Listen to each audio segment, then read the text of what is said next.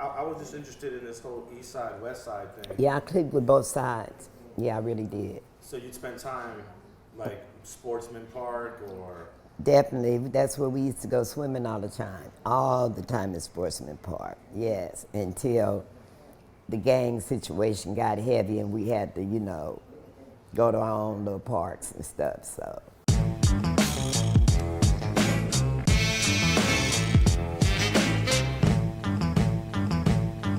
you mentioned Ricky Silas. He was an early Crip member. Yes, he was. What was he like, and what eventually happened to him? Ricky, he had an older brother, and Ricky just used to be a little hot-headed. He could do anything he wanted to do, and he just lost his life short, real short. And his brother, I think it messed him up real bad. But Ricky, he was off the chain. But lovable and respectful, that's what they were to us. Did you ever meet Craig Craddock? He died early too. Yeah, I met Craig. He was one of Raymond's. I went to Melvin Harding's funeral, and I asked his kids. We took pictures because I told them I wanted to put it in the magazine. I was on the West. My cousin was D'Artagnan. He lived right over there. They used to lift weights in his front yard. Yeah. Now, was weightlifting a big thing? Because a lot of these dudes buffed up, like Took. I heard Raymond lifted a little bit. Yeah, Raymond lifted. Well, they all lifted at home. They used to lift in my garage. So you had weights in your garage? Yeah, because of PP. My son is he has artists now. He just came home from out of state. But yeah, my son is 40, so my kids went through a line of fire. When I did my documentary, it shows where I had to crawl and pull my baby out of the baby bed because the Main Streets was shooting our house up, had chased one of our friends to our house and came through the alley and lit our house up.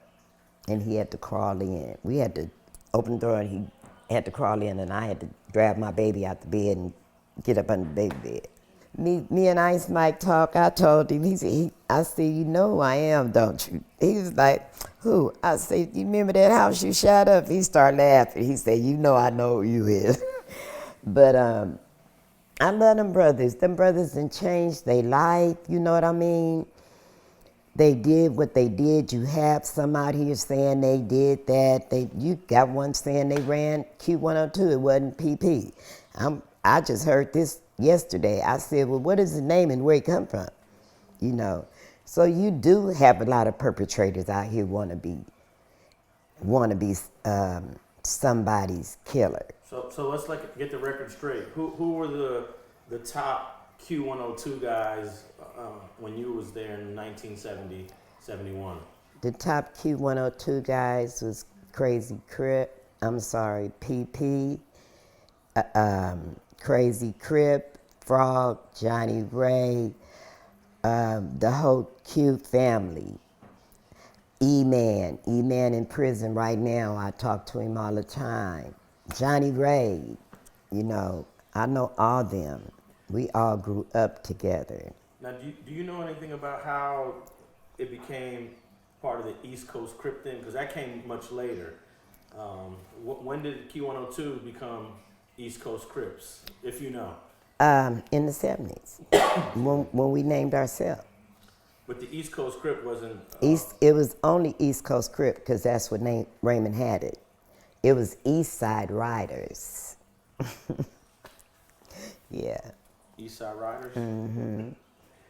And then they went to CRIB, the Crips, and then they went to the Crips. And then eventually East Coast Crip came out. Then East Coast Crip, West Side Crips, and then we named Q102 Crips. Then they started naming their own different hoods after that. But we were the first hood that named our own hood. When did Main Street come out? Was that a rival for Q102? Yes, it was. And when did they come out? And we lived right across the street, like, I lived on 104th and Main, and it was a pool hall, and they lived right on the other side of Main. On I believe 105th or 106th.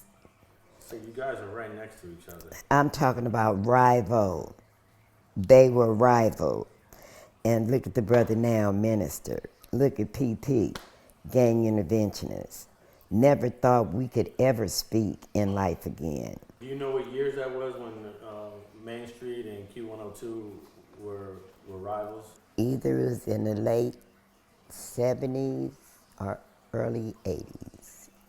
And were there any early casualties from that conflict? It all boiled down. And you know, we used to work with Rosie Greer with Fast Black. That's who really started us into gang intervention. And we were kids, we wasn't gang banging. And Michael Fast Black came and told us, you know, Rosie Greer wanted to help us. They were all, at that time, I believe they were all body weightlifting men. And we started going to, blacks brung them around. We started going to meetings.